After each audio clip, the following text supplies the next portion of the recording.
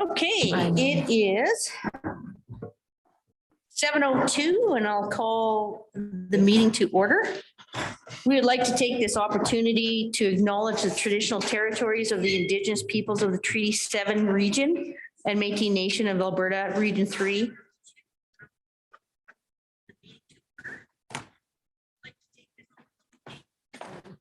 We're having technical difficulties. Should I start over? Okay, we would like to take this opportunity to acknowledge the traditional territories of the Indigenous peoples of Treaty 7 region and Métis Nation of Alberta, Region 3. We respect the histories, languages, and cultures of First Nations, Métis, Inuit, and all First Peoples of Canada, whose presence continues to enrich our community. Okay, if everybody's had a chance to go over the proposed agenda, can I get a motion for February 15th, 2022 motion or agenda? I'll make that motion. All in favor? Motion passed. And item 3.1, February 1st, 2022 regular council meeting. Can I get a motion to adopt the minutes? I'll make that motion to adopt the minutes. All in favor? Motion carried. Okay, we have a delegation tonight, 4.1, RCMP Q3 update. Jerem, welcome.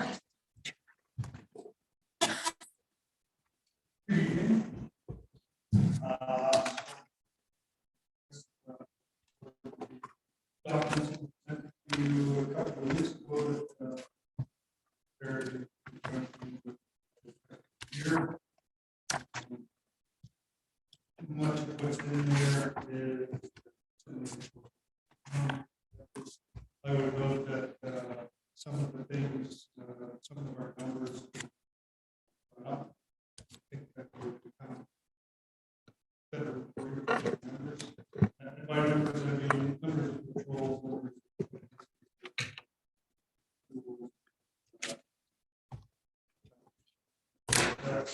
A little bit of a downturn there when I started. Some of it was maybe stop reporting the way that they had to report. So, like when I look at the crime statistics, again, like last time, any particular concerns that I do see a pretty large uptick fraud. I can't claim that at the moment. It is 13 frauds, I think it was, as opposed to one for the same time last year. That does sorry, 14 frauds as opposed to one at the same time last year. Go back to the year before, it's a much closer number. So I would say it's more likely that last year was this year. The reason that I'm not prepared is that just returned a lot of time. Okay. So the biggest news I would say for us is that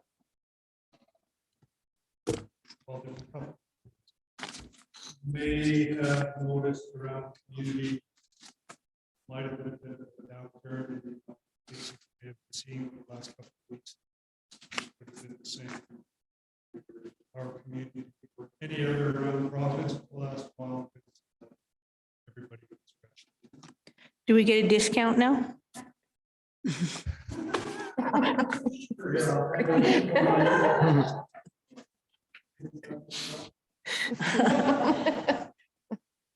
So yeah, that's been the focus of everybody everywhere, as I'm sure you're all aware. Myself, my direct supervisor were very deeply involved the last 2 weeks, minus a couple of days. Well, so but it looks like as we were seeing last night, this morning, normal there. Pretty happy about because I was slated to back. The other piece of what I look at as being really good news is drug enforcement action case last week here in town in conjunction with one that happened at the same time with Carstairs. That came as a result of investigation. Very recruit team undertook some tasks that information related to this fellow works across field but lives first following the breadcrumbs, yes, the way more your team down across Carstairs.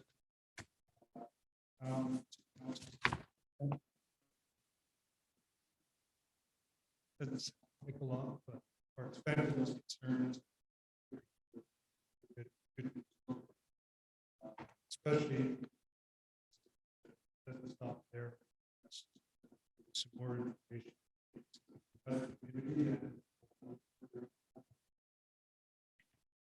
I really want to highlight that because just a good illustration of how our rural police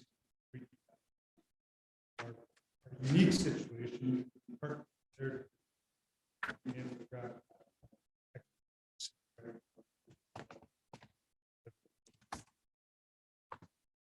Those are the things that are right on the top.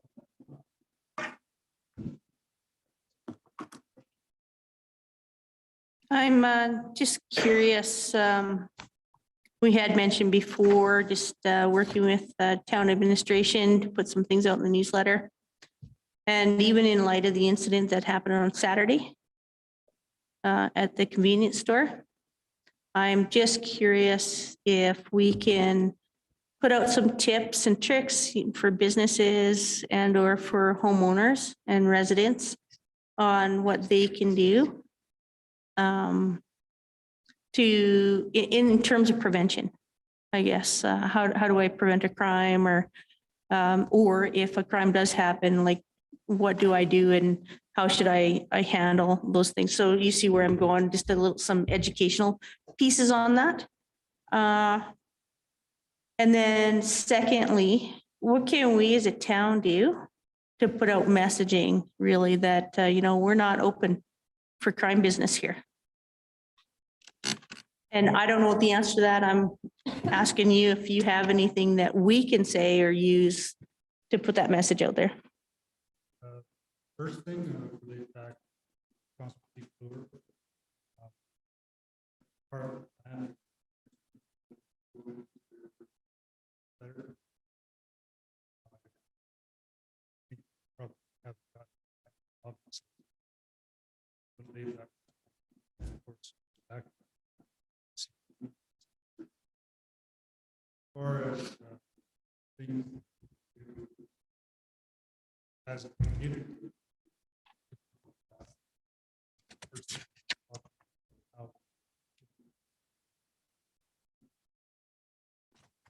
But if things happens, I guess if we are noticing something,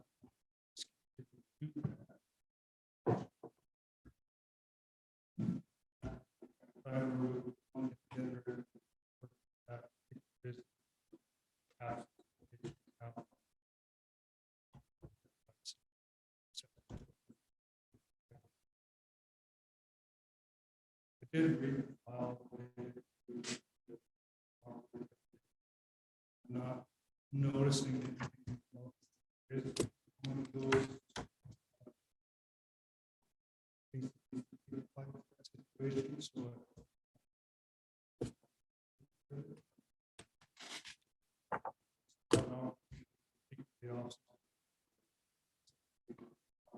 or as suggested from areas we definitely target something that need to work for the really what I think when I look at problem areas, problem stations, problem people,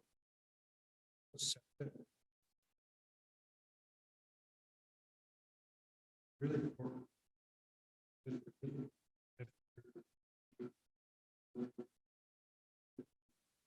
mentioned food and environment. Just putting your property together is less, less easy. Mhm. Excellent. Any questions from council? That was easy. Yeah. All right. Well, thanks for your time and your presentation. Appreciate it. And always appreciate the RCMP being in town. Thank you. And excellent work on that bust. That's awesome.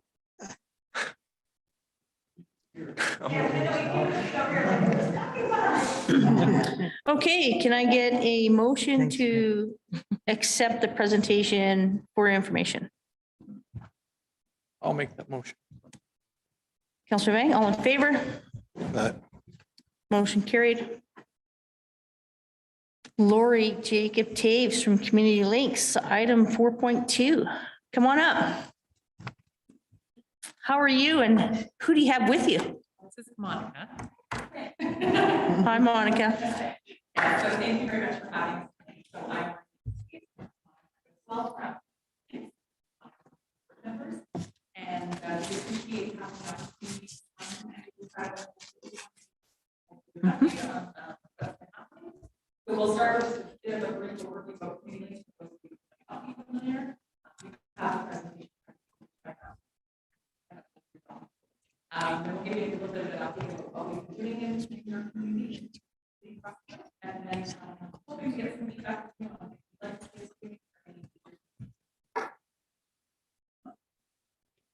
thank you for having us.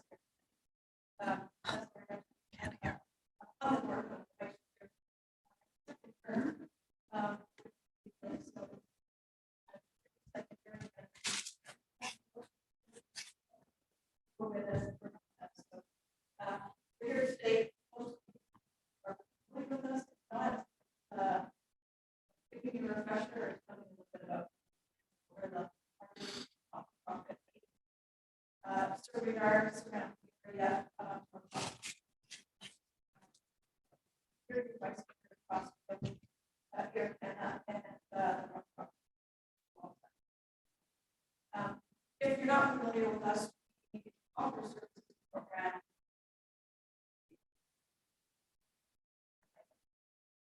Early days, quite an expensive project.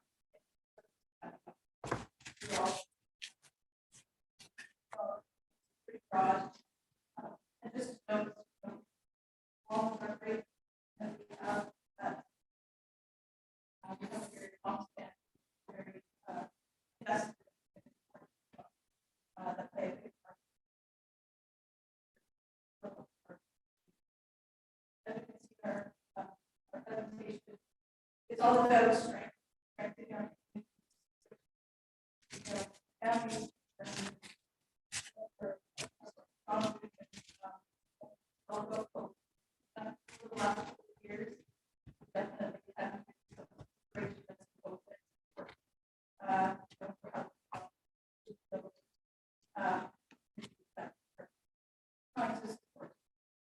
a little bit about our history around iterations that we've seen over the years to what we are today as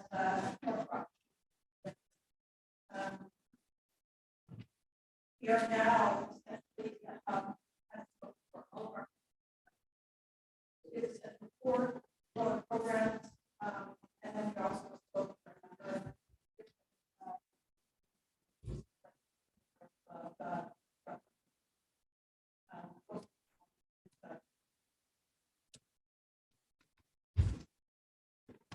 so our main office comes to the area,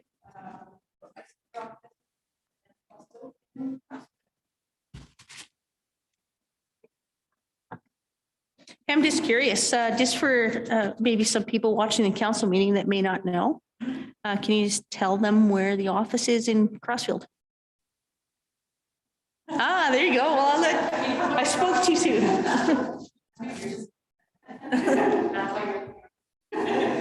So right now we are providing services in Crossfield. We're only for half a day and we are for the library. We originally started our service here in the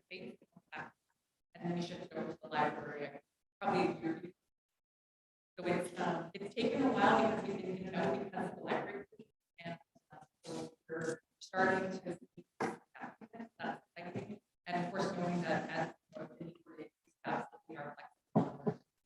That's for 12 years, we have for over 2.5 years now, and we're seeing quite a rate of uptake. And I have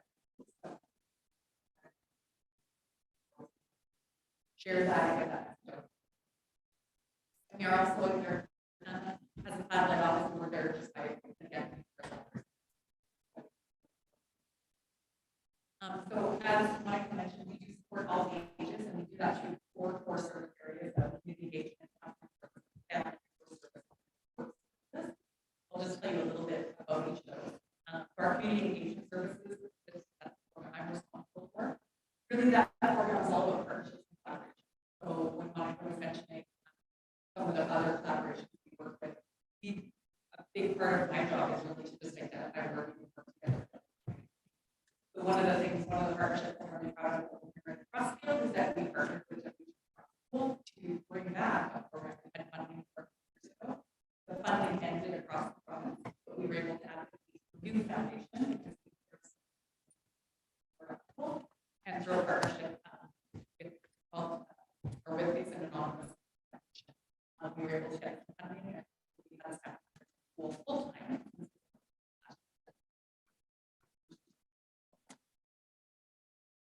Tying into that, we do school-based programming not just here, but we also do school-based programming out. Last year we did a ton of work on and we just had some requests to do that again this year. And actually saw that these Crossfield residents. We do have a good volunteer balance. It's hard to see where volunteer force now. Normally it's about 250 people. Right now it's probably last year about 150, which is still pretty good considering last year was still we're just coming into tax season. That's where we do about 15 volunteers to do about 550 tasks during. So that's one of the programs we're very proud of. That is of course, things change, but that's the program we're proud of. It looks like we drive back and forth a lot between Crossfield and Airdrie, and that's cool because we wanted to make sure, especially. And we do a lot of community events. Fortunate last summer we did 3 times we were here for Crossfield Farmers Market and Crossfield Festival. And we also have staff that really come in and did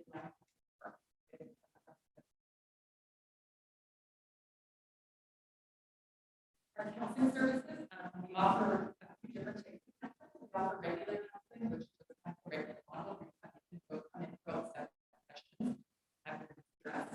We just offered starting in the fall a new program called session, which works out well. When people call in pregnancy, they can go to an appointment right away, or within the next 4 weeks, and they get a set appointment. It's kind of like a single issue session, and it's working really well. So a lot of people are quicker, and then they feel like you have to do that, and then if they feel like they want to get regular counseling, first session. That's the $1,000 for finding that we offer over the phone, by Zoom, and that's offered to residents across all of our areas. We currently don't have staff for to this to process that support. However, that is an opportunity we are having about that. We do know libraries, but there's a behavior of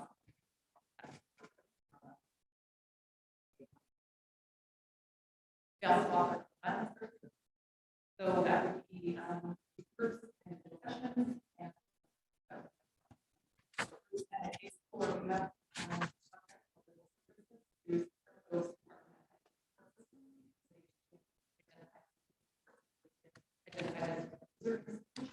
we also have support skills.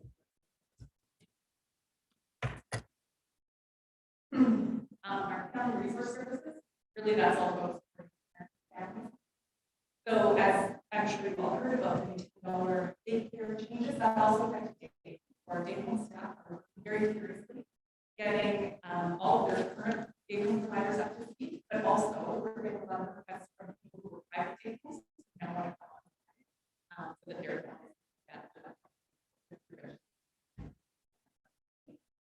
Last I heard, they were onboarding 8 last week. And so we'll be almost our. I think it's the first time I've ever there. We've always had to. There.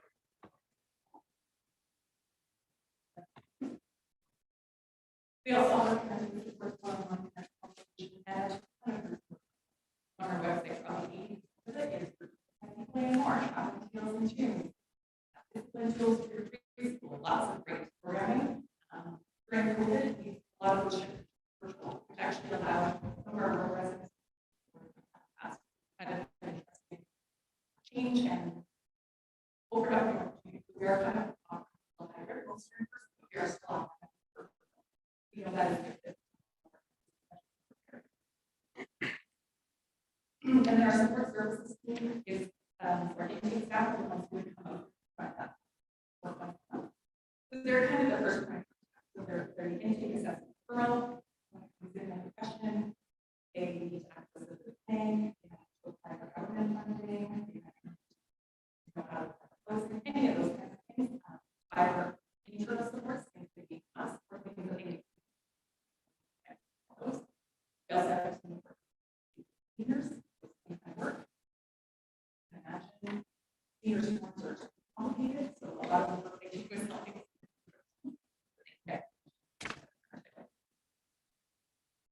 On here we have a reference to an navigator. That's a very cool program that is funded by us.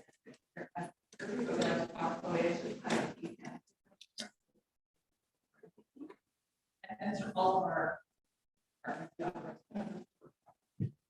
areas.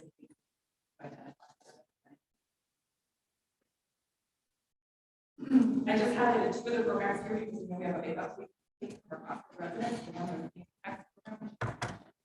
And then the other one is our success program, which is a partnership with schools, and it's to provide backpack full of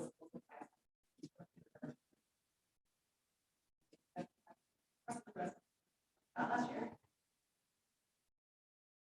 And then specifically, we talked about something already that specific things we offered across the last year. I talked about across school. With our SASS funding last year, we were also able to do this happen. Now we go to the school on it started in October. And this is about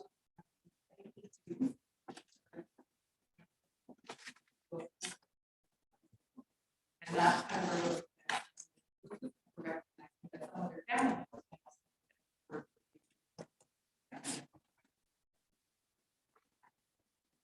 we also have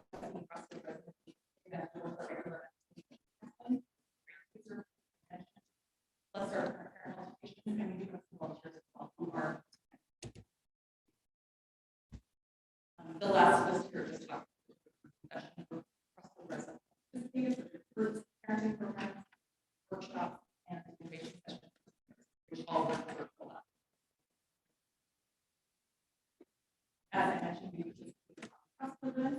I actually get to be a member of the Crossville Wellness Network, and that's a group that as well as the big event.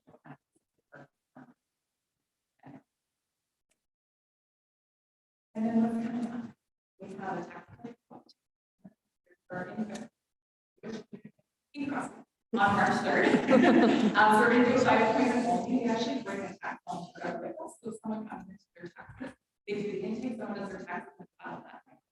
So it's kind of a great system. So just for that, we are going to be in the process. If we apply, we are and we just got a call the other day from like literally the day our students start by the chamber of commerce show and said that's what we're going to be doing in the next little while. A couple things to highlight before we want to hear from you possibly. Yes, that's program work that are really focused on the volume of and then maybe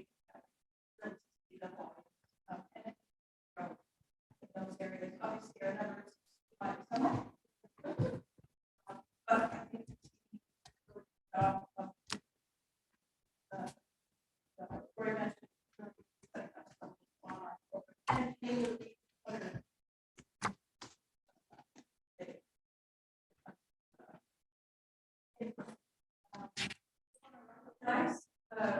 here today, it would work for, all the individuals that help us. Yeah, I like.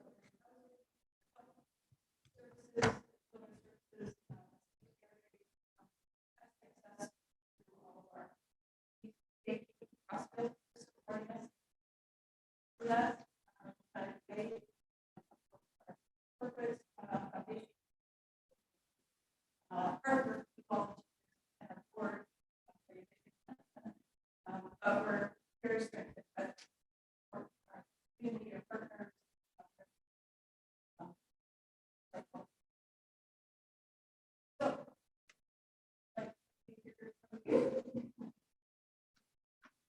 Okay, I see you have a couple questions here for us.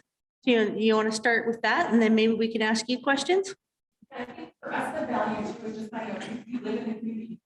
So just find out what is, if you're seeing any needs that can help address or help bring that to our workers. Like what tools you have. I think some exciting information for you will come later this year. We are currently doing a social needs assessment. Yes, and I think that you will be able to glean some information from that. So there's that, and then I'll just open it up to other counselors who want to make comment on the questions that these ladies would like some answers to, if you have any. Through the chair. Counselor Knight. Just wanted to thank you for your attendance tonight and the support you delivered to our town. Mental health in the last couple of years has been quite impacted. Love the fact that we're in schools. I really, that's a pretty important thing, I think, for everyone now. In regards to this, you mentioned the 1 day that we're in here for right now. Are we finding that close enough? Because I feel like we can probably benefit more from that, but how do we also get our residents more information and promote this more through our town channels and our media like that? How do we get more people? I think if you were to poll these people in town, I don't think 500 people would know this program's in our town. I really don't. Help us. So Yep. right now, we advertise through the e-newsletter that I know has changed a little bit, but I think. We share information across the newsletter or across the library. We do also do the school, we can send it to them. We are looking at getting some signage for the library. Up there. We have a social media page that we're, a lot of your residents are actually on. Sure, we might be on it, but we might miss it, so. If there's anything, you're right, like that's the thing. You might be doing it, but no one knows about it, it's not really helpful, so it's like, how do you get the message out to people? Yeah. Because I do think that we have a need, and I think the need is just more information to our citizens that have to know it. I think the need is here. I just don't think we're getting the message, or the message isn't reaching them right now. So I think that's the most important thing. I think there's lots of requirement for it. And I think the way we can do it, we can help you with some of our media branding and stuff that here too. And I think even coming to council meetings like this, even if it was more than once a year, if it came twice a year, I think even for a short drop-in session of just updating things by saying, hey, we're working on this. This is something new, teaming with programs in our town where we put on certain functions and events like the tobogganing thing on Monday. If you were there with booths and stuff like that, or people handing out like pamphlets or just talking, people interacting. I think our team that's working on public events is doing a really good job trying to engage the community. And I think being involved at those engagements is pretty important. We have reached out, I know. We're definitely looking to that, but I think it's probably very. Yep. Yeah, it's Iris coordinating that, and then maybe reach out to Lindsay for any stuff for social media and that regard. And I'm sure you can connect with Lindsay or Sue or send an email and get some information. Well, we've appreciated the support. Everyone's been very creative. Yeah. Councillor Cornesley. Yes, through the chair. I noticed that when I was looking at all your resources, you didn't have anything listed for anything pertaining to substance abuse. Are you looking into something like that in the future? Because it seems with after COVID, there's a high need for it now. So generally, people come to us with something that's covered by something else, like substance abuse. We generally tend to approach them, try not to take it. So that's kind of its own. Same with mental health, it's kind of leave some preventative work for mental health. There's someone who has about moderate mental health concern that we would refer to for that are more tailored. So a lot of our work is so not really on our radar. I think also a little bit of work scope, but it's definitely something people can ask us for. We definitely. You're right. Yeah. But that's a lot of your work though, Lori, is doing some referrals. You do some programming, but a lot of your work is that referral piece. Yeah. Especially for Yeah. But we're always looking, like I know our team, our counseling team has to be identified because we know we're doing. We're getting diagnosed with ADHD. Yeah. So, we always try to look for those trends and if it benefits what we are doing. A lot of times what we do is we'll reach out to our service, our coworkers, or colleagues in the other industry. Is anyone else doing anything like this? So sometimes it's not about us, but if you're seeing a need, us reaching out to an addiction worker in the process. Then maybe that's a conversation I'll get connected to. We do like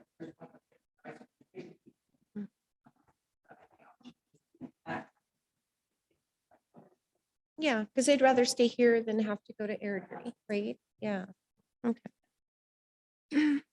any other counselors? Any questions for Lori and Monica? Nope, that was mine. No. Okay, well, I don't have any questions. I've had the opportunity really to work with Lori, and I've known Lori now for just about 15 years. It's been a while, hey?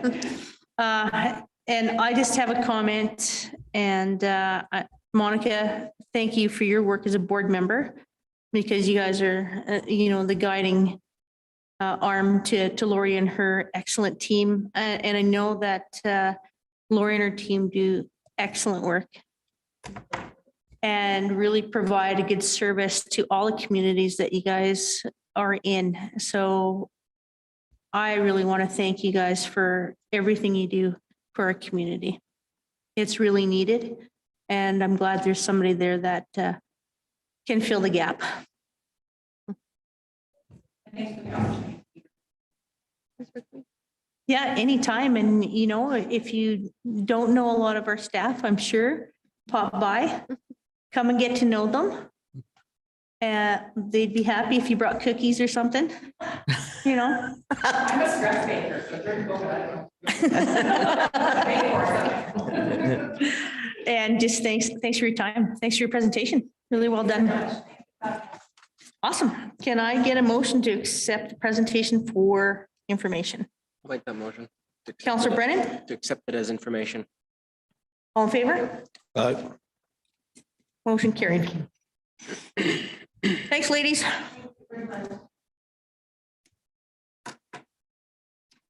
Okay, item 5.1, checklisting. Good evening, Mayor Harris and Council. I just have a brief report. The check listing for accounts payable for the month of January is just slightly over 238,000. As noted in front of you, I highlighted the high dollar values so that you would know what the checks were outstanding for. And we're still catching up on year end, probably be current as of the end of February. Excellent. Any questions for Lori? Through the chair. Councillor Knight. I just wanted to say thanks for this, Lori. I really, really, really love the notes tab. That's fantastic. I do get a question. The 653 times 2, is that normal? What would be, I was just curious, not that it's a big number. I just thought it was 2 days apart was kind of weird. Sorry, what are you looking at? Just the CPR one, it was the exact same money twice. Canadian 653. Pacific Railway. Yeah. It's not a big deal. It was just the same amount checked twice on up right in the Cs. I'd have to look. I think that we do have a payment for them twice Okay. in a month, but I will double check and make sure it's not a duplicate. Nope, other than that, thanks. Anyone else? CAO Keenan. Good evening, Mayor Harrison, Council. I just wanted to add to Lori's presentation that this will be happening on a monthly basis now as part of our overall financial procedures as an additional checks and balances. So that if council has any questions or you note anything that seems a little bit off, administration will be here to answer those questions. We will no longer be providing a 54-page report year end with regard to checks. It'll happen on the monthly basis, which I think you'll appreciate. Thank you. Thank you. Any further questions? All right, can I get a motion to accept the check listing? I'll make that motion that we accept the checks listing. Thank you, Councillor Lambert. All in favor? Motion carried. Thank you. Thanks, Lori. New business, item 6.1. Owning and operating a transfer station and recycling depot. RFP review from Director of Operations, Merrill Jarvis. Thank you, Mayor Harris. Good evening, Mayor and Council. So I'll just go over my report that I provided. So the current transfer site agreement the town has with E360. E360 is a company that took over from Airdrie Waste in 2019. And this agreement is set to expire on March 31st. A request for proposal was posted on January 7th on the Alberta Purchasing Connection and the town's website. The closing date was on February 8th and the town received 2 submissions. Through administration's review of the scope of work, preparation of owning and operating a waste transfer site and recycling depot, experience and references, fees, etc. for the 2 submissions, administration has selected to award the contract to E360. Administration believes that continuing with a trusted and proven service provider is in the town's best interest and most suited moving forward. E360 has provided good service to the community and only a small number of concerns have been raised during their tenure to date. The submission made by E360 provided good information and backup for a functional transfer site and recycling depot. The agreement attached will showcase a 5-year term with an option for a 2-year renewal. And the list of costs associated with the transfer site operations and tipping fees. Administration did make changes to the standard agreement to highlight that backup is to be provided with invoicing, actual tipping receipts, and maintenance of the property be the service provider's responsibility and not of the town. Tonight's recommendation would be option 1, that council accept administration's recommendation and that Mayor Harrison, CAO Keenan execute the owning and operating a transfer site and recycling depot service agreement for a term of 5 years. Or option 2, that council not accept administration's recommendation for Mayor Harrison, CAO Keenan to execute the agreement. And it should say 5 years and not 3 years. Okay, so 5 years. So the proposed motion would be that Mayor Harrison, CAO Keenan enter into the owning and operating a transfer site and recycling depot services agreement with E360 for a term of 5 years. Thanks, Merrill. Any questions from council? Mr. Chair, Councillor Knighton. just wanted to say thanks for this putting together, admin team, Merrill and everyone. I think in the world of inflation that we live in right now, I think it's fantastic that we can lock down the 5-year pricing right now. I think that'll be a real benefit to the residents of our town. I also reviewed the termination clauses. So if people are concerned locking into a 5-year contract, we do have the availability to exit if we're not getting the services we're delivered on. So in my opinion, I think this was a bang up job and well done. Thank you. Anyone else? Through the chair. Councillor Lambert. Merrill, you said there was very few concerns. Were those concerns addressed by E360 in a timely fashion? I should have addressed that. Yes, they were. Thank you. Excellent. Thank you, Merrill. Really good job. I think overall, our transfer site and recycling depot services has done a good job. So I'll ask, Sorry, is it too late? Through the chair, pardon me? through the chair. Yes? Is it too late? No? I just wanted to know if this would change any, can we expect any like change in the way that the dump is laid out, or how it operates, anything major in that way, or is business as usual? Like, is the way, the actual layout of the dump? It would transfer remain site. status Transfer quo. Yeah. Pardon? It would remain status quo, so there would be no changes. Okay, thank you. That's it. Okay. Did somebody want to make a motion? I'll make that motion. Which one? The council accept administration's recommendations that the Mayor Harris, CEO Keenan, execute the owning and operating a transfer site and recycling depot services agreement for a 5-year term. All in favor? Motion carried. Thank you. Item 6.2 proclamation Marigold Library System Freedom to Read Week, February 20th to 26th. Executive Assistant Lindsay Nash.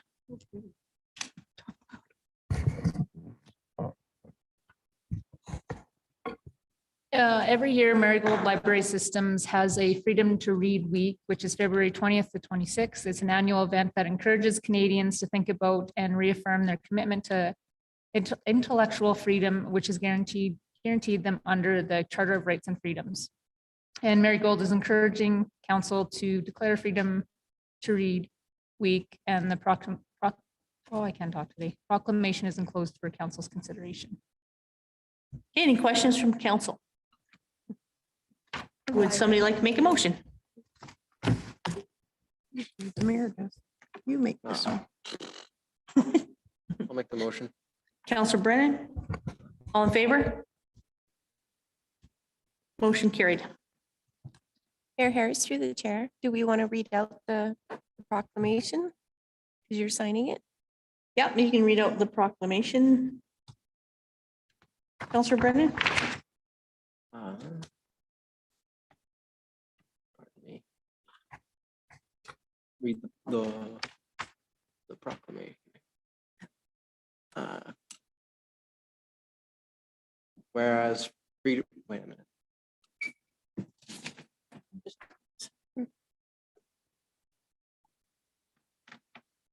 That's Marigold Library System Freedom to Read Week. That we accept it as information. Yeah. Sorry. Yeah. Sorry, that was confusing for me. That's okay.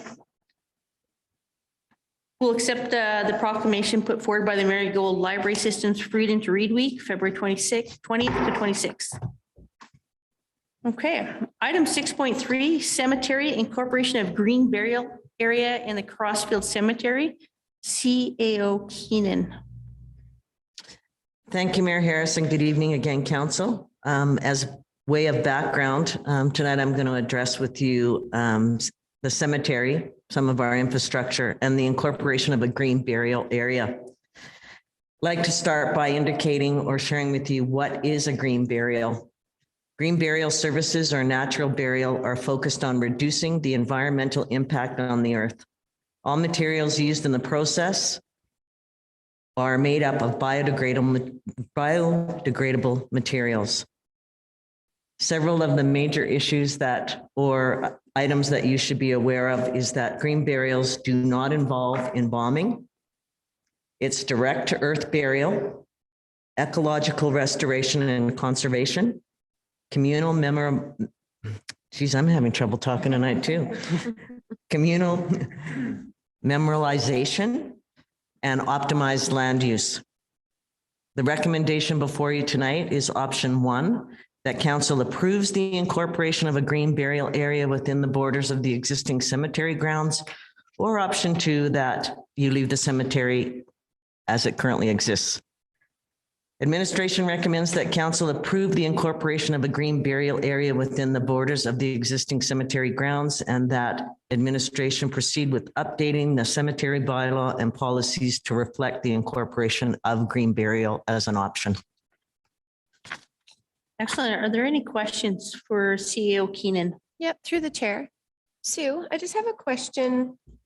So we're not allowed to erect headstones anymore and there won't be any nameplates. So what are you thinking of having out there to have the list of names for who's laid to rest out there?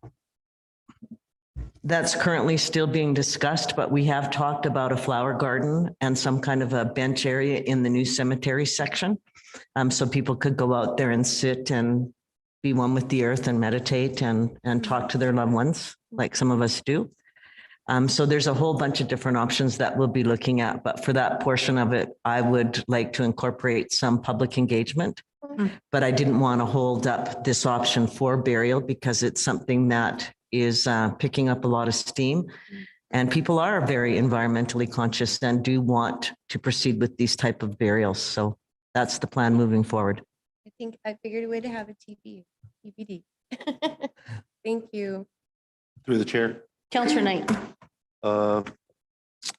Sue, in terms of this recommendation that you're looking for from council, this will not be impacting the way that the current cemetery can be used because we can still use it in a burial platter. We can still use this in the urns. It's just adding on another feature. And in addition to that question, it's not going to impact our size. We don't think that we're going to be reducing ourselves by any means at all, right? Absolutely. We did talk about, there has been some extension to the cemetery lands out there. So this will occur in a part of the new cemetery lands, but it will have no impact on how people want to be buried moving forward. It's just another option. Perfect. Thank you very much. And just for clarification, there's no added cost to the town to have this option. Absolutely none. Thank you. Maybe a bench. And people could probably pay for a bench if they want a bench there. Any other questions? Through the chair. I just have a comment. I think this is a great idea and I'd really like to see it happen. I've just read about it on different places and it's a very exciting thing to try. Excellent. Well, thank you for your work on that. I know that it came from one of our residents that is passionate about this, and I forwarded it to Sue and administration, and you guys did some pretty quick work on this. And I just appreciate that we're all listening to our residents when they have some really good ideas. Okay, can I get a motion? Sorry, I got to catch up myself here. Yeah. Okay, can I get a motion to approve the incorporation of a green burial area within the borders of the existing cemetery grounds and the administration proceed with updating the cemetery bylaw and policies to reflect the incorporation of a green burial? I'll make that motion. Counselor Knight. All in favor? Motion passed. Thank you. Item 7.1, diversity inclusion policy 2022-04. Is anybody speaking to the policy? Oh, yes, that would be me. Sorry. Thank you. Thank you, Council. As way of background and rationale, the town of Crossfield is committed to a diverse and inclusive environment for all citizens. The town of Crossfield has developed a policy intended to encourage participation and engagement of all citizens to ensure there are opportunities available for every voice to be heard and considered in moving the organization forward proactively and progressively in attaining its strategic plan 2022 to 2026. Providing various platforms for all citizens to contribute to the advancement of the town of Crossfield. And in addition, providing a safe and respectful workplace will continue to be a priority for the town and all staff. Option 1, that council approves the new diversity and inclusion policy 2022-04. Option 2, that council not approve the new diversity inclusion policy 2022-04. Administration's recommendation that council approve the new diversity and inclusion policy. And I will add that we're a little bit behind on this. Most municipalities do have a diversity and inclusion policy in their policy section. So I would really encourage council to approve this policy this evening. I think that that's in the times we're in. And I think we want to be an open, inclusive town. So I'll open up any questions from council to CAO Keenan. No questions? No. All right, can I get a motion to either accept or not accept the new diversity inclusion policy? I'll make the motion that we approve the new diversity and inclusion policy 20022-04. All in favor? Motion carried.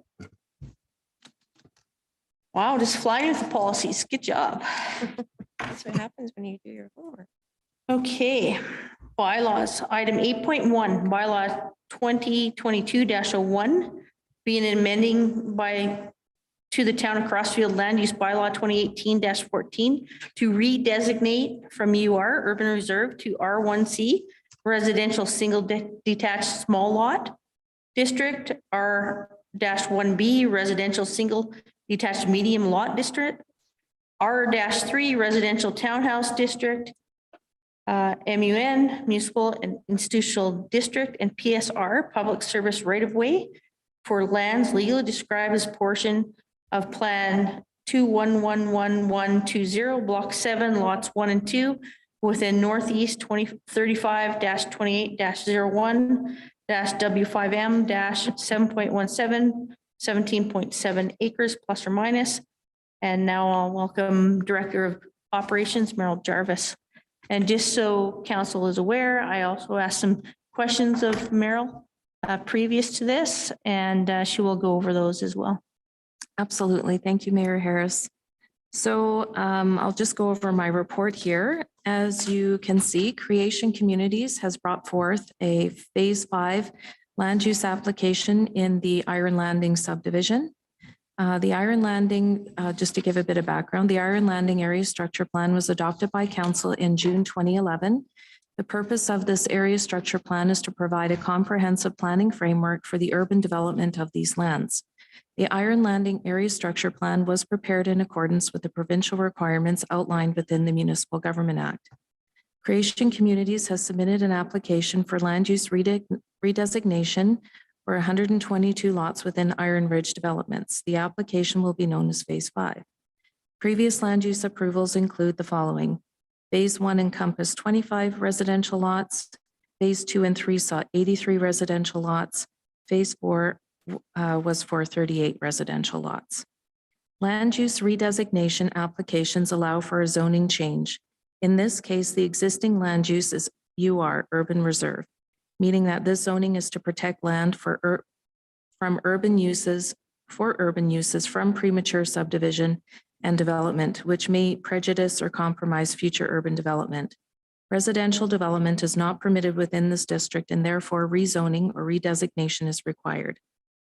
The attached bylaw highlights the areas subject to the land use redesignation, and this proposal before you aligns with the land use policies as outlined in the area structure plan that was adopted in 2011. So options are that council give bylaw 2022-1 first reading and that a public hearing date be set for March 15th, or sorry, that should read April 1st, pardon me. Option 2 would be that council not accept the land use redesignation application. The proposed motion I can read to you after I answer the questions that were brought forward to me.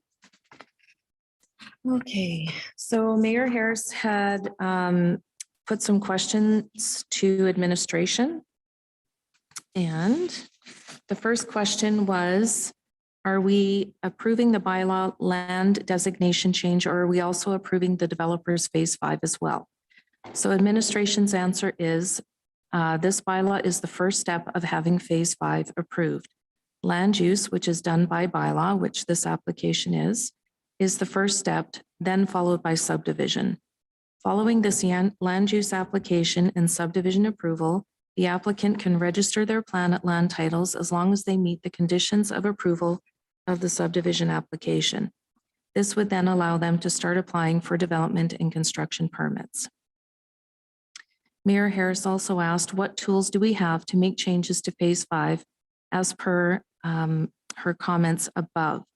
So her comments above were, for future development, Mayor Harris would like to see wider roads, wider sidewalks, wider lots, and that Crossfield is getting the needs of the community met. Further, she stated that what assets can the developer assist us with? Sometimes it is over and above the 10%.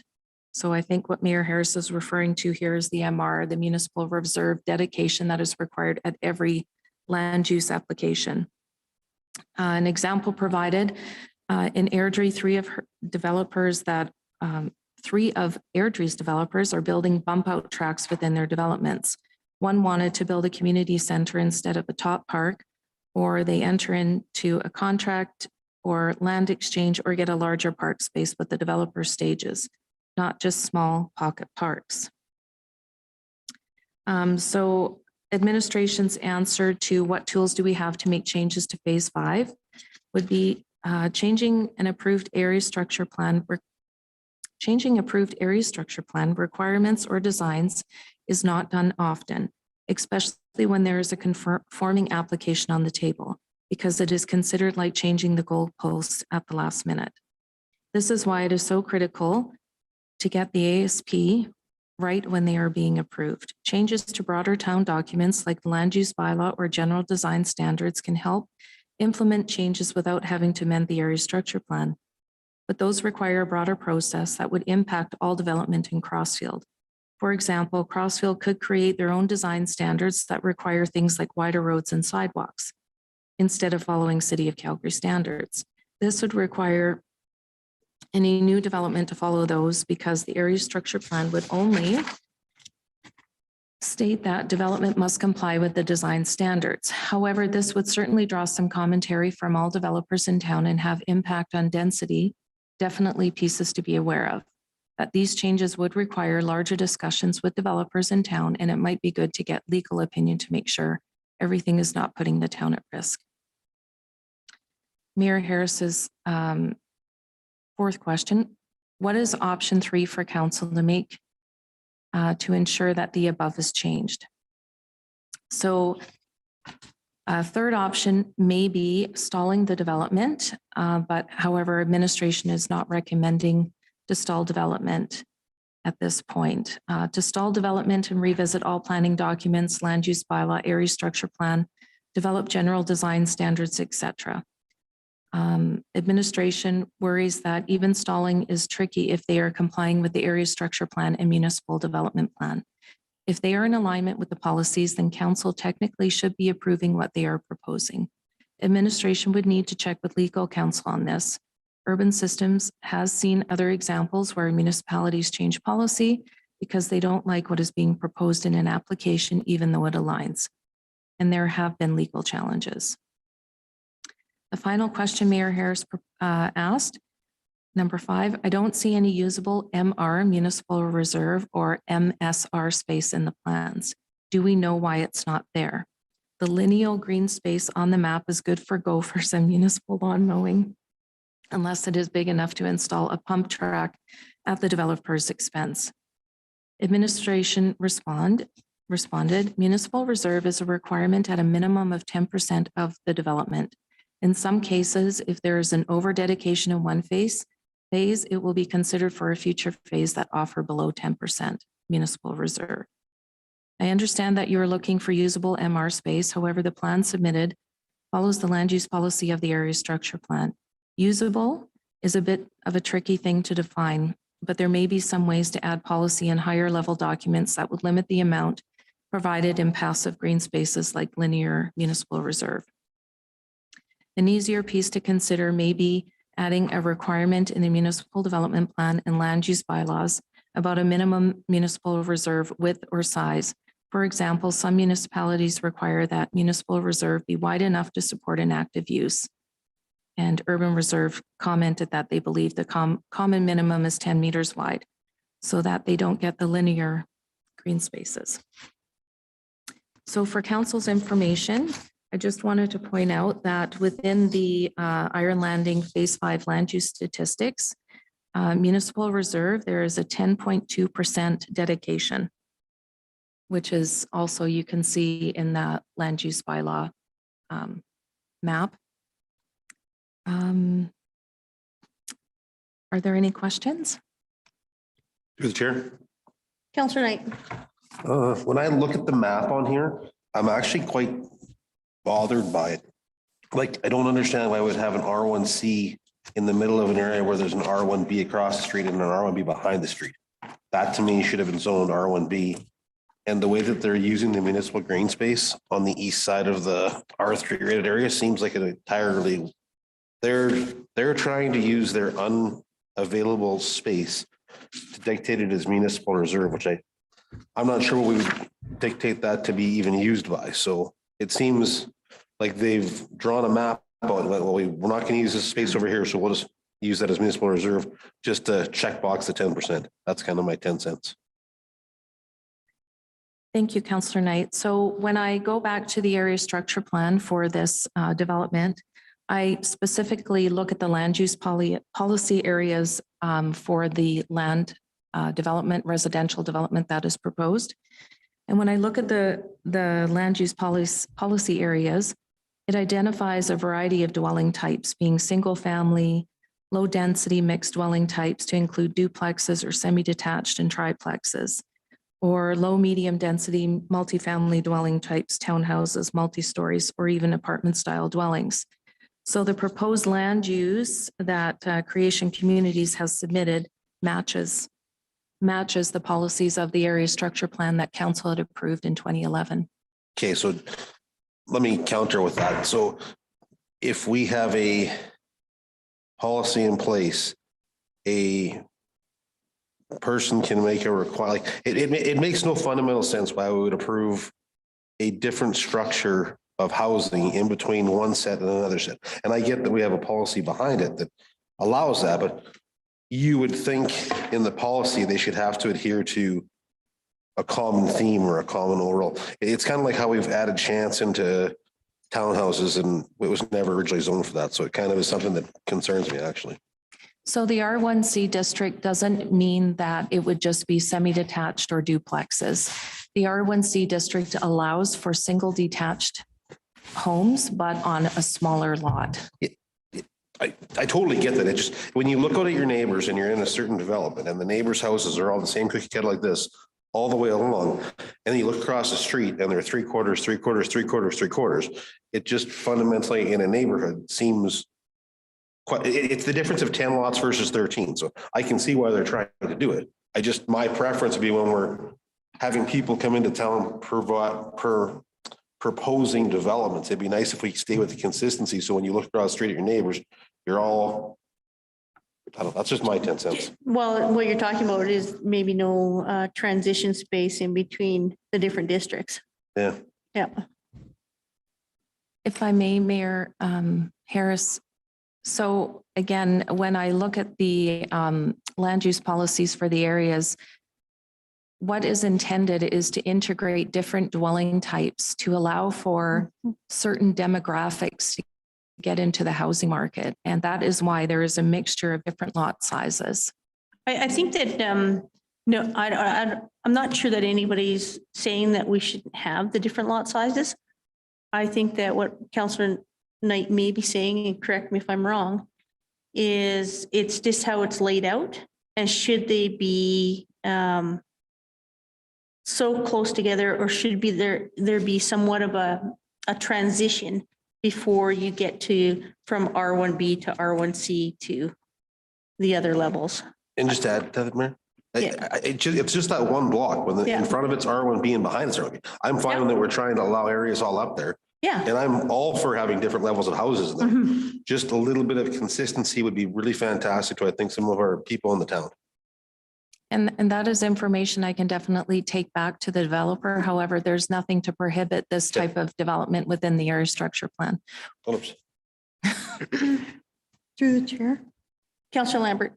Meryl, is this the last of their development area? So through conversations with Creation Communities, I believe they are in the process of attaining the balance of Iron Landing. And it may be that in the future, they rework their current area structure plan for Hawks Landing, which is to the east of Iron Landing, to incorporate the remaining portion into a new area structure plan. But that would give us time to work a little bit on our policies and procedures for land use development to fit with what we came out with in the strategic planning meeting, that we don't want to look like Calgary. Agreed. And I think even with our training with the lawyer the other night, I think that he indicated that even if the area structure plan was in place, we still had opportunity to make some adjustments to that area structure plan through the different phases. And it seems to me like this is phase 5 of an area structure plan. And it seems to me, based on the lawyer's information, that this would be our opportunity to suggest and make any adjustments to the phase currently. So I did reach out to legal counsel regarding this issue, and Sean from Reynolds Mirth responded that certainly council can look to amend an area structure plan like other statutory plans. And if what they don't like are the standards set out in the area structure plan, that would be the appropriate next step. However, it is unusual to amend an area structure plan mid-development because developers count on that as certainty for investing in the community and starting a project. Right. And then he further says, I assume some of what council wants to do, particularly around lot sizes, would actually be contrary to the approved area structure plan, which is why there is a need to revisit that. If they are not going to do so directly with this project, it's also something council could work on long-term as part of your municipal development plan, which would then be filtered down into future area structure plans and then your land use bylaw. And just on that note, I think that council has asked for in the past year on several occasions to see changes to our land use bylaws in the respect of larger lots, larger sidewalks, and larger roads. And that process will take place following the strategic planning. We have connected with our planning group, Urban Systems, to coordinate a meeting with them and engineering for April. No, and that's great. What I'm saying is we've asked for it before we even did the strategic planning. And here we are now with this in front of us, and this is the second one in front of us. The first one, you know, we passed without knowing some of this information. And I think tonight I'm kind of hesitant on approving this until, I guess, being a new council and not really knowing some of the information on what we can and can't do. We just learned it the other night. If we can possibly, I don't know how the rest of council feels, just postpone this for even a couple of weeks so that we can just get our head wrapped around it and see what we can do. I don't want to stall production over there, but I do want to do what's best for Crossfield. Mayor Harris, if I could just add an additional comment. I understand that there has been discussion requiring a revisit of our planning documents previously to now, or even prior to strategic planning. However, there is a dollar value attached with that work. It can be quite expensive, and there was no budget considerations for that. So when we do have that planning meeting later this year, we will get a good idea of where we go from here and what that cost will be. Okay, fair enough. Through the chair. Councillor Knight. I don't want to stall it either, just to add to what I was kind of saying, like, I kind of want to know if we went back to them and said, hey, our concern is this about that one zone phase of the 13 houses, the 10 houses. Is that something that, I don't want to stall it either, but I also don't want to just push something through because that's what is 2 weeks going to make or break this whole development going through? I don't feel like that's a sway time of pushing it back that far. I don't. And I believe we've sat back with developers before and told them, we just need a couple weeks to make a decision. I understand the information, but I really like the administration to go back and just ask a few more questions about why they chose that. Because when we get an application to zone something to X and we have an area structure plan, the structure plan does allow them to choose whatever housings they want. But we at the council have the ability to say, no, we don't like that. And the builder and developer might not like that and go away as well, which would be unfortunate for the town. I'm just not sure the risk by us telling our concern being this. I don't think we can change the road sizes or the sidewalks in this development, but I think the set of lots across the way might be something they might be able to counter back on just to keep a consistency, and maybe they can't. But I'd really like us to have the ability to come back at another meeting if it's possible. Absolutely. If council wants administration to go back to the developer, we're more than happy to do that. When I go back to the developer, is the concern relating to that one R1C district? Would you like to see that as R1B? For me personally, yes. I'm not sure what everyone else. It looks to me like roadways look similar, so it doesn't look like it's a terrible bit change of what they are. Just that would be really nice for consistency, in my opinion. I'm happy to take any other concerns. Do we know how wide that municipal reserve is? I can get those dimensions. That would be great. And then I would also ask the developer what plans they have on putting something on there. Like, to me, I mean, it's not, it wouldn't be useful for much, but it could be an additional dog park. It could be, depending on how wide it is, it could be room for a pump track or something like that. But it seems to me in this phase 5 that they're getting a lot, but our residents that would potentially move to that area aren't getting a good amenity for them to want to move to that area. So if I may, I'm just going to point out, so under the R1C district, there is UR, Urban Reserve, so that's currently green space. Yeah. And then the green space that is behind the brown section that is to be proposed to be R13, that green space is adjacent to a rail line.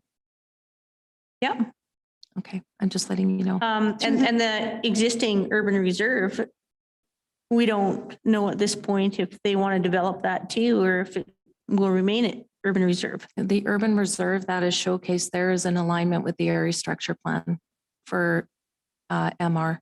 So meaning that large urban reserve space that is on there will remain as urban reserve, or would we be able to change that to MR?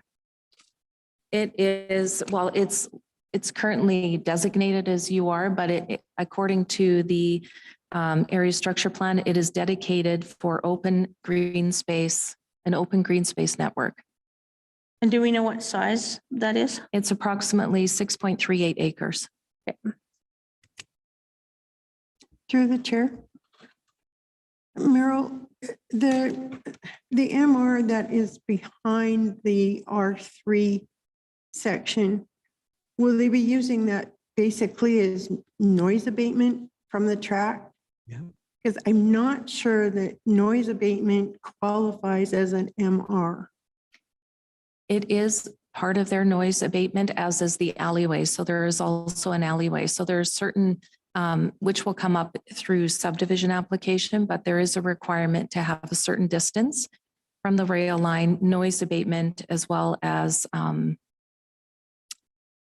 they're providing the alleyway. Because I know like a dry pond is not allowed as MR.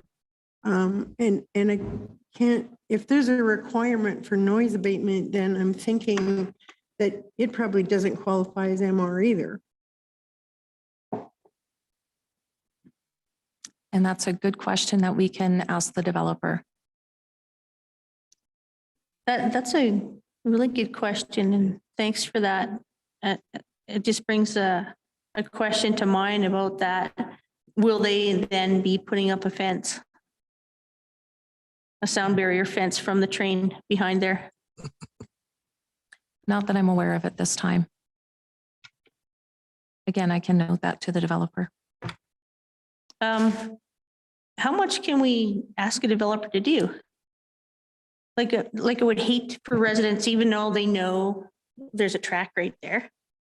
But if we can mitigate that in any way with a developer prior to, like during this phase or during the development, that they do put up a sound barrier fence, that will help our residents and probably help them with people moving in there a little bit faster. When we circulate these applications, we also circulate CP Rail, and there are guidelines for developing near railways. So those guidelines will be outlined in their response.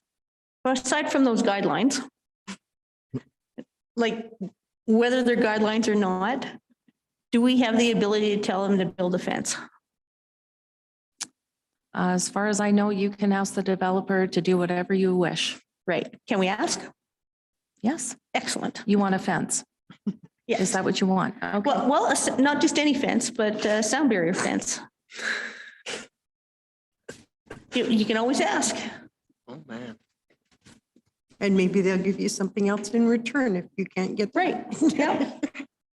So perhaps if I may, if this is to come back in 2 weeks, I can send these questions to the developer and bring them to the council meeting so that if there's additional questions, they can be here to answer them. You know, I think that would be great. And, you know, I don't know how it usually happens. I think a lot of these things usually happen even without council. And they're negotiated with administration prior to, based on, you know, maybe when we have our recreation assessment come out or a strategic plan is complete, we can get better at that. But I think that a lot of these negotiations happen, you know, more behind the scenes than at a council meeting. So, I mean, do your best, but we would always welcome a developer to come here to, for us to ask questions and for them to present to us. And that's the intention, is to have these discussions with the developer, refresh our report, bring it back, and have the developer present here. Yeah, CEO Keenan. Thank you, Mayor Harrison. Not to take a lot of time. I concur with our Director of Operations. I think inviting the developer to the next council meeting to answer some of the questions, which we'll advise them of ahead of time, as well as to bring up other issues as we move forward, definitely is going to align with the new strategic plan. And I have no doubt there will be some crossover with the Parks and Recreation Needs Assessment. I think it's incumbent on every council to meet with your 2 or 3 developers or however many you have in the community on a pretty regular basis. So number one, you're establishing really good communication, but secondly, some really good rapport with and direction in terms of with the new council, this is what we'd like to see, and working together as opposed to ending up having struggles as you move through the process. I think our 2 primary developers are here for the long haul, and it would be nice to have an opportunity to build those relationships and for council to talk directly to them on a pretty regular basis. I would concur with that, and I would welcome any meetings with them, even if they aren't at an open council meeting. If they just want to meet and chat and get to know us, I'm open to that as well. I think the hard thing is this area structure plan, is from 2011.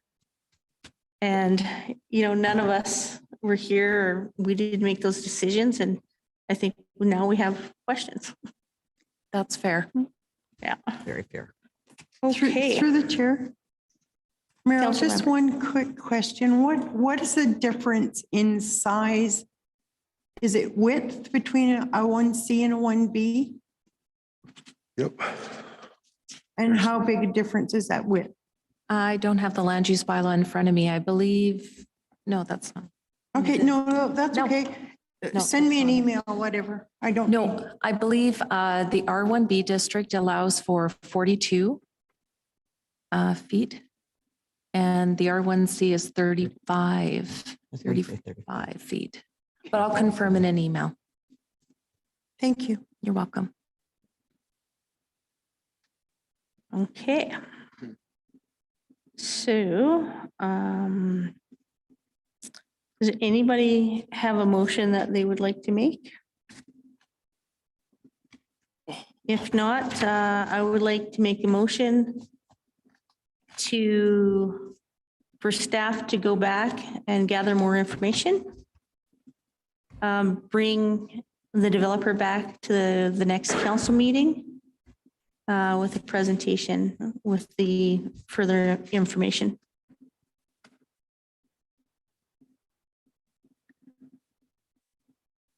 All in favor? Okay, motion carried. Thank you, Meryl. You're welcome. Thanks for taking the hot seat. That's okay. I can take it. It's nothing personal. I know it's not.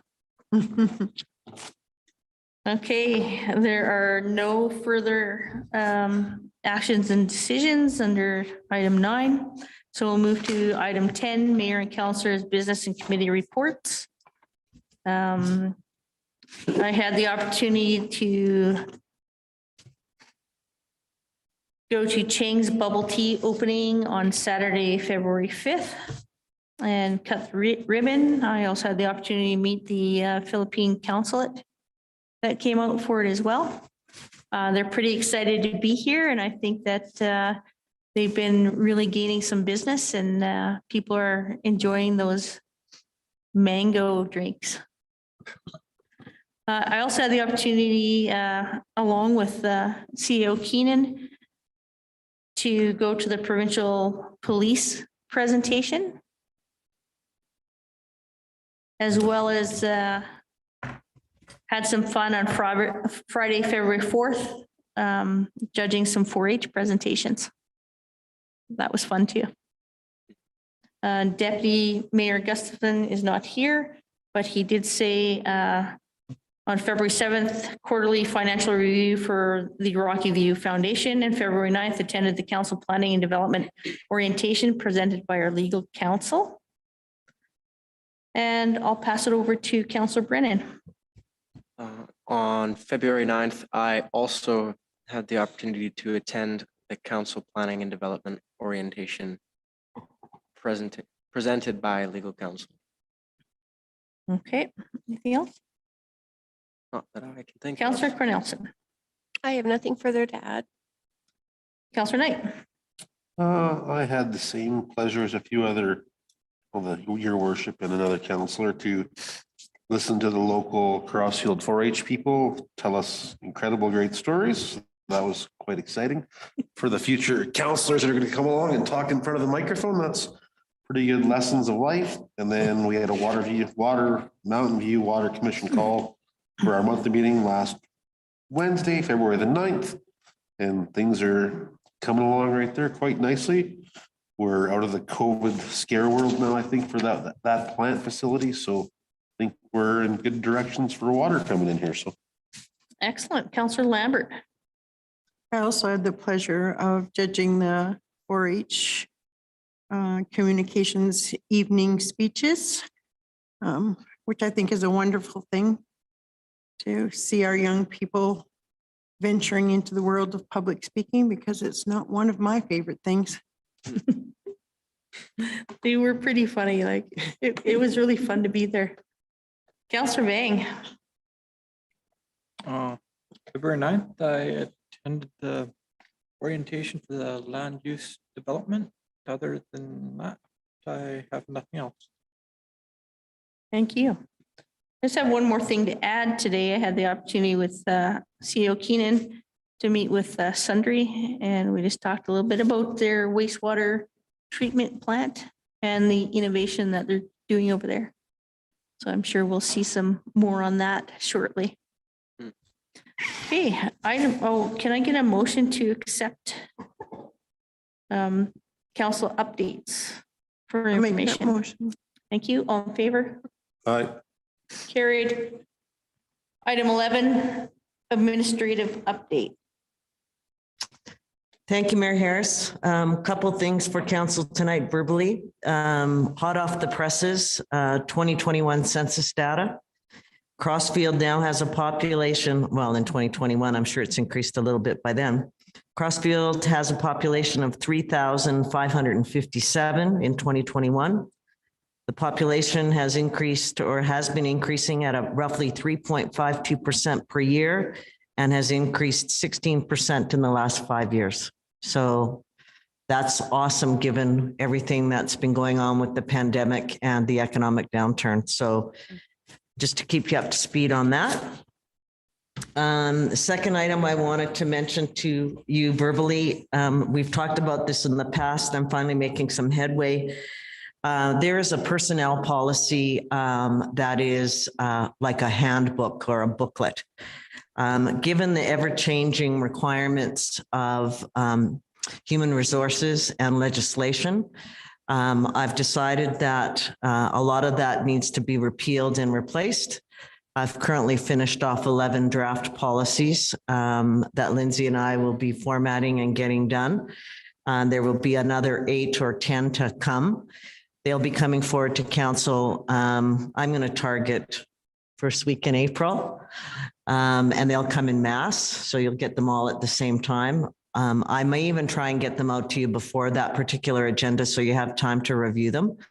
They'll be coming to you not necessarily for approval, because HR policies are my responsibility, but for information.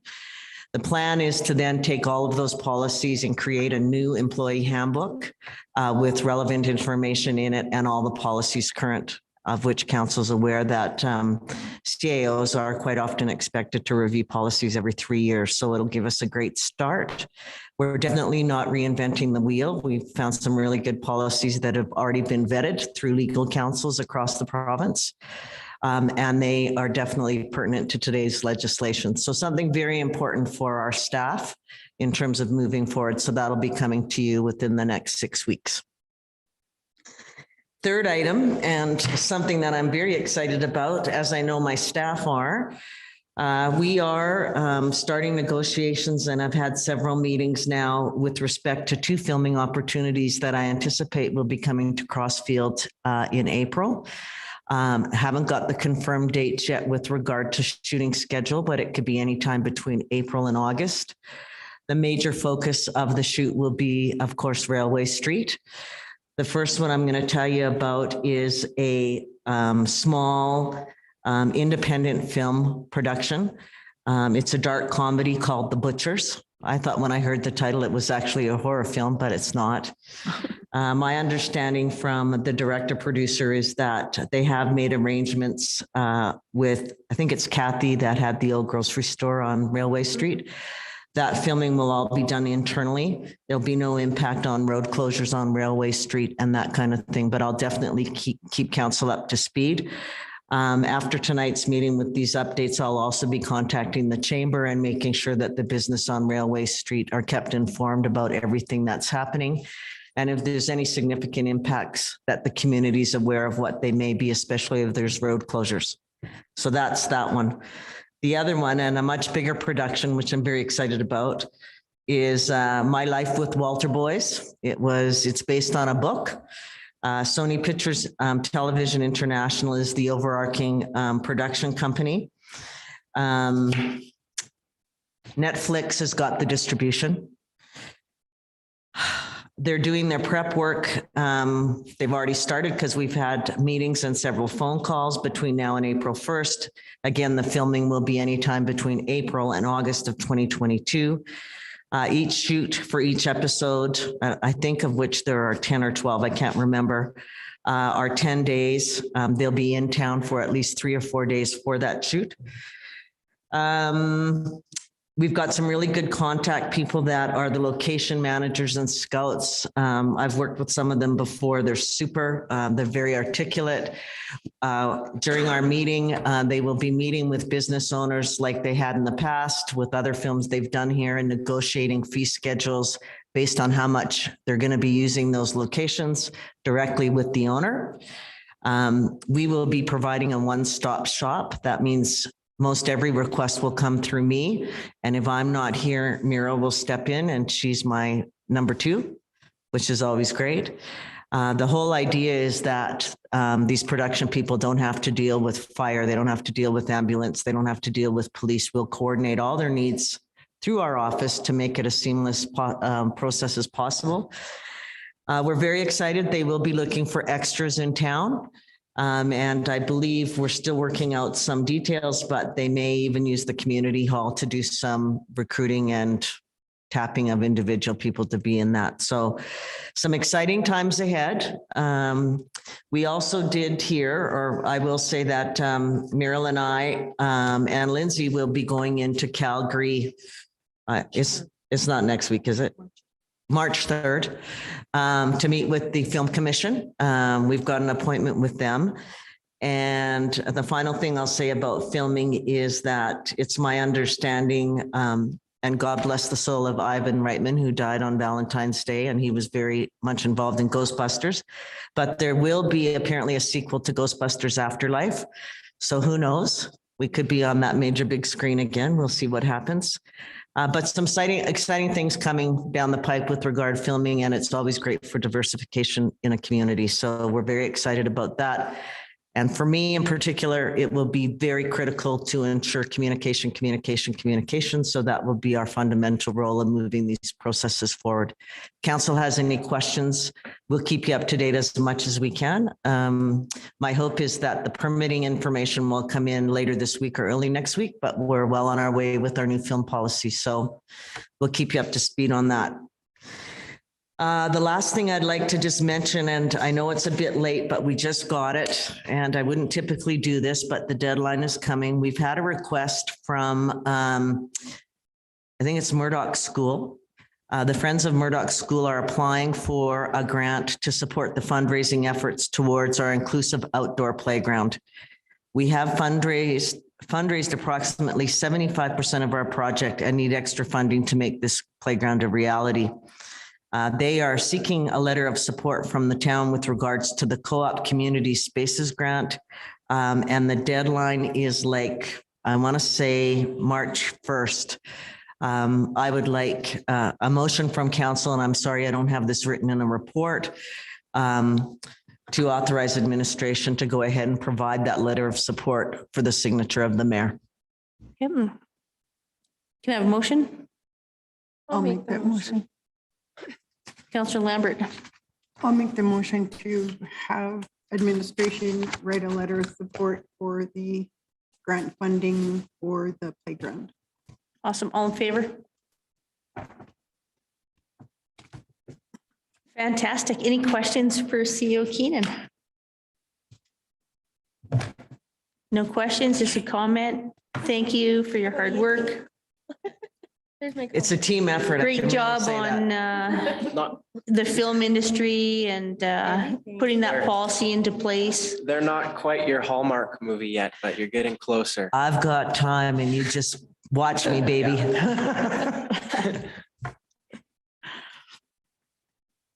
Okay.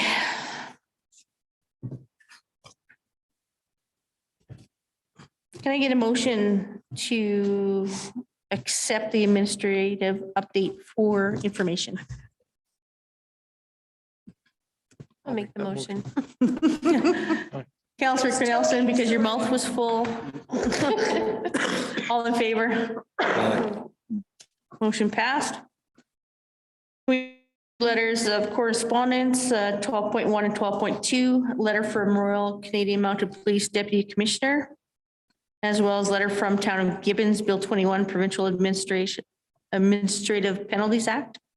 Can I get a motion to accept those for information? I'll make that motion to accept Councillor that Brennan? information. All in favor? Motion passed. Okay, upcoming events and programs, February 21st, Stanley Toboggan Event, Veterans Peace Park, and February 26th, Crossfield Farmers Market, February Food Fest.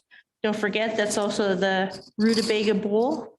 And I know I'm rolling a rutabaga, and I think CEO Keenan might be throwing a few too. What? All right. And can I get a motion to adjourn? I'll make that motion. Excellent. Well,